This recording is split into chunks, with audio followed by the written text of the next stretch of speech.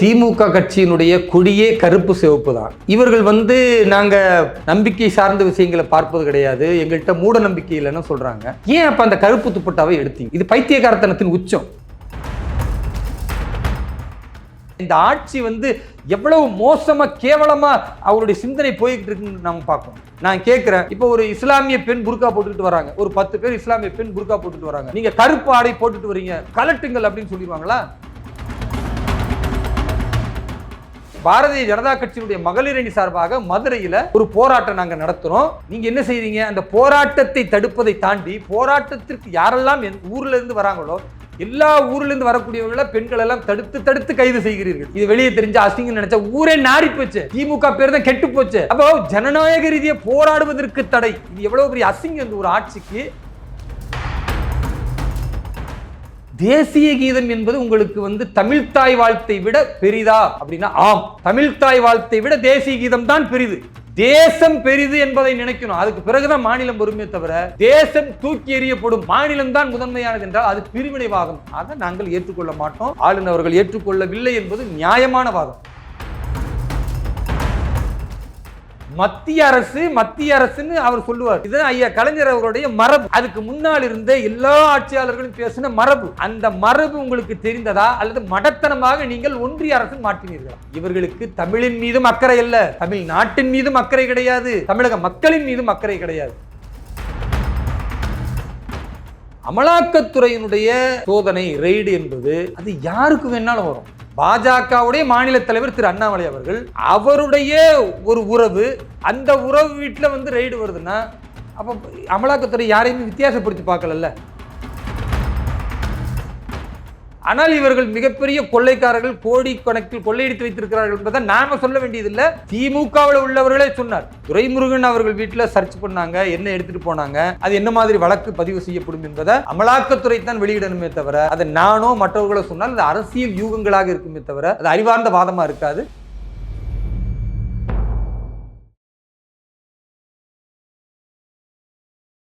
இளைய பாரத நேயர்களுக்கு வணக்கம். இன்னைக்கு நம்ம நேர்காணலில் நம்ம சிறப்பு விருந்தினர் பாஜகவின் தேசிய செயலாளர் சிறுபான்மையினர் அணி வேலூர் இப்ராஹிம் சார் அவர்கள் தான்.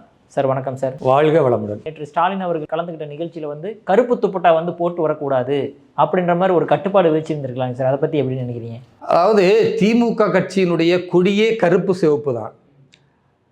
இவர்கள் நாங்கள் நம்பிக்கை சார்ந்த விஷயங்களை பார்ப்பது கிடையாது, எங்கள்கிட்ட மூட நம்பிக்கை இல்லைன்னு சொல்கிறாங்க. ஏன் அப்போ அந்த கருப்பு துப்பட்டாவை எடுத்தீங்க? இது பைத்தியக்காரத்தனத்தின் உச்சம். இவங்க என்ன பயப்படுறாங்கன்னா, இந்த பல்கலைக்கழகத்தினுடைய பாலியல் வன்கொடுமையை தாண்டி தமிழகத்தில் அதுக்கு பிறகு 4 பெண்கள் இறந்து போயிருக்கிறாங்க, 4 பெண்கள் கொலை செய்யப்பட்டிருக்கிறார்கள். அப்போ எங்கு பார்த்தாலும் பெண்களுக்கு பாதுகாப்பில்லாத ஒரு மோசமான சூழல் இருப்பதனால இதை துப்பட்டாவா போட்டுட்டு ஸ்டாலின் அவர்களுக்கு முன்னால் முதலமைச்சரை கண்டிக்கும் விதமாக காட்டிடுவாங்களோ, அதில் அவமானப்பட்டு விடுவோமோ அப்படின்ற எண்ணம் இருந்தால்தான் இதை செஞ்சிருக்க முடியுமே தவிர வேற என்ன நோக்கங்கிறது. நான் கேட்குறேன், இப்போ ஒரு இஸ்லாமிய பெண் புர்கா போட்டுட்டு வராங்க, ஒரு 10 பேர் இஸ்லாமிய பெண் புர்கா போட்டுட்டு வராங்க, நீங்க கருப்பு ஆடை போட்டுட்டு வரீங்க, கலட்டுங்கள் அப்படின்னு சொல்லிடுவாங்களா? இதுலேருந்து என்ன நான் பார்க்குறேன்னா, ஒரு பெண் துப்பட்டா எதுக்குங்க போடுறாங்க? ஒரு பெண் எதுக்கு போடுறாங்க? தங்களுடைய மறைவிடத்தை மறைப்பதற்கு. அதை போய் நீங்கள் எடுக்கிறீங்கன்னா அது அருவருக்கத்தக்க விதமாக இல்லையா? இந்த ஆட்சி எவ்வளவு மோசமாக கேவலமாக அவருடைய சிந்தனை போய்கிட்டு இருக்குன்னு நம்ம பார்க்கணும். அதனால் இது மாதிரியான விஷயங்களோடு நின்றுல இவர்களை எதிர்க்கக்கூடியவர்களை எல்லாம் கடும் போக்கோடு பார்க்குறாங்க. எந்த அளவுக்குன்னா, அவர்கள் கூட்டணியில் உள்ள கம்யூனிஸ்ட் கட்சிகளே இன்னைக்கு பேசுகிறாங்க, இது என்ன அடக்குமுறை ஆட்சியா இது, இல்லது இன்னொரு அடக்குமுறை இந்திரா காந்தி அம்மையார் அவர்கள் இருக்கும் பொழுது எப்படி வந்ததோ அந்த மாதிரியான ஒரு எமர்ஜென்சி பீரியட் நடக்குதான்னு கூட்டணியில் உள்ளவர்கள் பேசக்கூடிய காட்சியை பார்க்குறோம். திருமாவளவனே ஒரு கட்டத்தில் பேசலாம் அசிங்கப்பட்டு போய்விடும், யார் அந்த சார் என்று கேட்பதற்கு பின்னால ஏதோ ஒரு காரணம் இருக்குல்ல அப்படின்னு பேசக்கூடிய ஒரு நிலையை பார்க்குறோம். அப்போ நீங்கள் இது மாதிரியான ஜனநாயக போராட்டத்தை முற்றிலுமாக ஒடுக்கிறது. எந்த அளவுக்குன்னா, இதே பாரதிய ஜனதா கட்சியினுடைய மகளிர் அணி சார்பாக மதுரையில் ஒரு போராட்டம் நாங்கள் நடத்துகிறோம். பாதிக்கப்பட்ட அண்ணா பல்கலைக்கழகத்தில் அந்த மாணவிக்கு ஆதரவு தெரிவித்து ஒரு மிகப்பெரிய போராட்டம். அது நீங்கள் என்ன செய்றீங்க? அந்த போராட்டத்தை தடுப்பதை தாண்டி போராட்டத்திற்கு யாரெல்லாம் ஊர்ல இருந்து வராங்களோ எல்லா ஊர்ல இருந்து வரக்கூடியவர்களை பெண்கள் எல்லாம் தடுத்து கைது செய்கிறீர்கள். ஏன்? இது வெளியே தெரிஞ்ச அசிங்கம் நினைச்சா ஊரே நாரி போச்சு, திமுக பேர் தான் கெட்டு போச்சு. அப்போ ஜனநாயக ரீதியாக போராடுவதற்கு தடை, இது எவ்வளவு பெரிய அசிங்கம் இந்த ஒரு ஆட்சிக்கு. ஜனநாயகத்தினுடைய மாண்பையை அழிக்கக்கூடியவர்கள் இவர்கள். அந்த போராட்டத்தில் திண்டுக்கல் மேற்கு மாவட்டத்தில் கைது செய்யப்படுறாங்க மகளிர்லாம். அதை பார்க்கறதுக்கு அந்த மாவட்டத்தினுடைய பாஜக தலைவர் கனகராஜ் அவர் வராரு. வந்து பார்க்குறாரு. பக்கத்தில் பார்த்தா அந்த மண்டபத்துக்கு பக்கத்திலேயே காலையில் 8 மணிக்கே பார்த்தீங்கன்னா பக்கத்தில் இருக்கிற பார் வந்து திறக்கப்பட்டு ஒரே கூத்தும் கும்மாளமா மிகப்பெரிய அளவிற்கு அங்கே குடிகாரர்கள் குடித்து கொண்டிருக்கிற சூழலை பார்க்குறோம். 8 மணிக்கு எங்கே பார் திறக்கலான்னு நீங்கள் அரசியல் விதியில் இருக்குது, அல்லது அரசு எப்போ அதை அனுமதிச்சு? நேரடியாக போய் நிருபர்களோட இந்த மாதிரி நடக்குது, இது எவ்வளோ பெரிய மோசம், இந்த ஆட்சி வந்து சாராயத்தை ஊற்றி கொடுத்து ஒரு பக்கம் 50,000 கோடி சம்பாரித்து மக்களுடைய தாலிகளை அறுக்கிறீங்க, இன்னொரு பக்கம் 8 மணிக்கெல்லாம் இந்த கடையை திறந்து வச்சிருக்காங்கன்னா 24 மணி நேரம் பார் நடக்குதுன்னு ஆதாரப்பூர்வமாக ஊடகங்களுக்கு முன்னால் காட்டின கனகராஜ் அவர்கள் கைது செய்யப்படுகிறார். என்னவா அங்கே இப்போ ரகளை பண்ணினார், அங்கே வந்து மிகப்பெரிய அளவுக்கு வன்முறை ஏற்படுத்த. அப்போ வந்து உங்களுக்கு தர்மத்தை பேசுவது, நியாயத்தை சுட்டி காட்டுவதற்கு பேர் திமுக ஆட்சியில் வன்முறை என்றால், அந்த வன்முறை இன்னும் கோடிக்கணக்கான பேர் செய்வதற்கு தயாராகி விடுவார்கள்.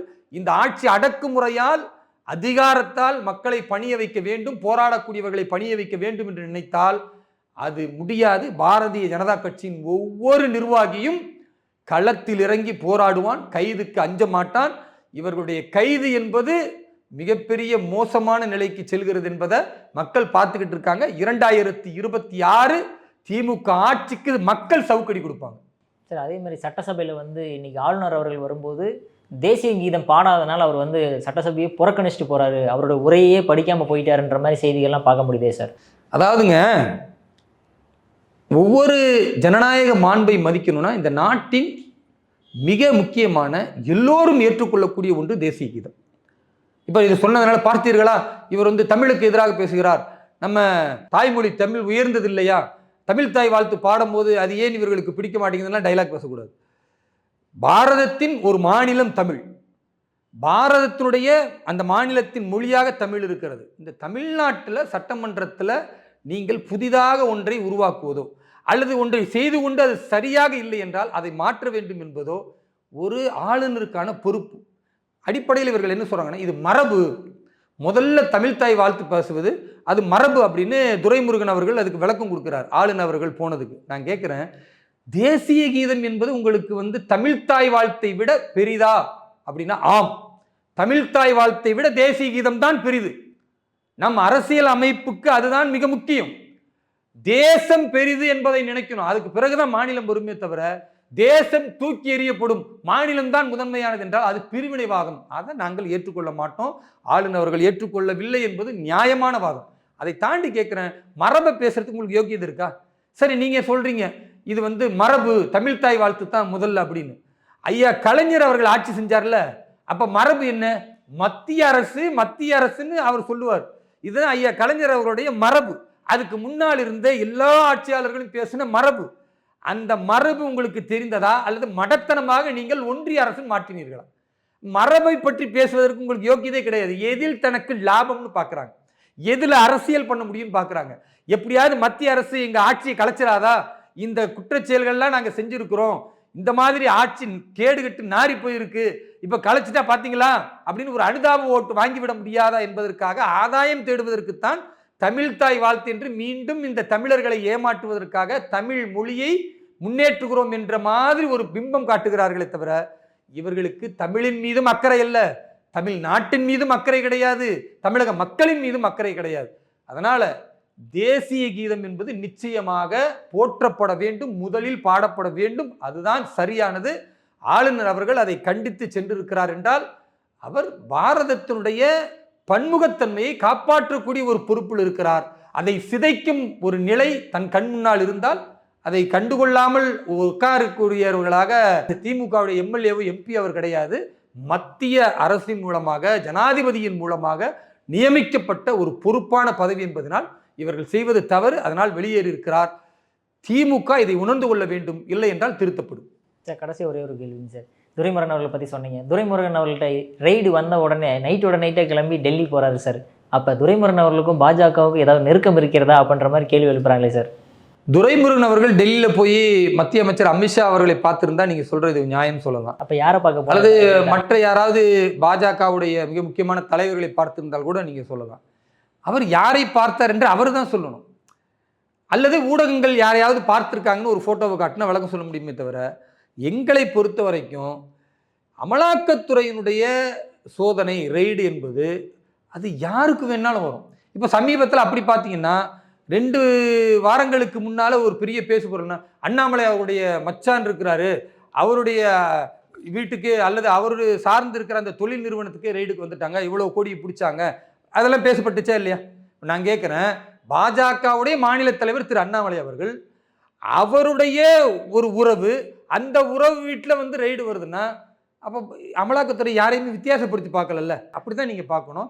அதனால் துரைமுருகன் அவர்கள் வீட்டில் சர்ச் பண்ணாங்க, என்ன எடுத்துட்டு போனாங்க, அது என்ன மாதிரி வழக்கு பதிவு செய்யப்படும் என்பதை அமலாக்கத்துறை தான் வெளியிடணுமே தவிர, அதை நானோ மற்றவர்களோ சொன்னால் அது அரசியல் யூகங்களாக இருக்குமே தவிர அது அறிவார்ந்த வாதமாக இருக்காது. ஆனால் இவர்கள் மிகப்பெரிய கொள்ளைக்காரர்கள், கோடி கணக்கில் கொள்ளையடித்து வைத்திருக்கிறார்கள் என்பதை நாம சொல்ல வேண்டியதில்லை, திமுகவில் உள்ளவர்களே சொன்னார். சமீபத்தில் நம்ம குடியாத்தத்தில் உள்ள குமரன் இருக்கார், கொடிகாத்த குமரன் கிடையாது, குடியாத்தம் குமரன். அந்த குமரன் என்ன சொன்னார்னா 3000 கோடிக்கு மேல துரைமுருகன் கொள்ளையடிச்சு வச்சிருக்கிறாரு சொன்னாங்களா இல்லையா? அதுக்கு பிறகு அவரை சஸ்பெண்ட் பண்ணாங்களா இல்லையா? பிறகு சேர்த்துக்கிட்டாங்கன்னு நினைக்கிறேன். அதனால 3000 கோடிக்கு மேல சொத்து இருக்கிறத கூட இருக்கிறவர்களே சொல்லுகிறார்கள் என்றால் அப்ப அமலாக்கத்துறை ரெய்டு வரதுல என்ன தப்பு இருக்கிறது என்ற நியாயமான வாதம் மக்கள்கிட்ட இருக்கு. சார், அற்புதமான கருத்துக்களை இளைய பாத்திரம் நேயர்களோட பகிர்ந்ததுக்கு மிக்க நன்றி சார். நன்றி, வாழ்த்துக்கள்.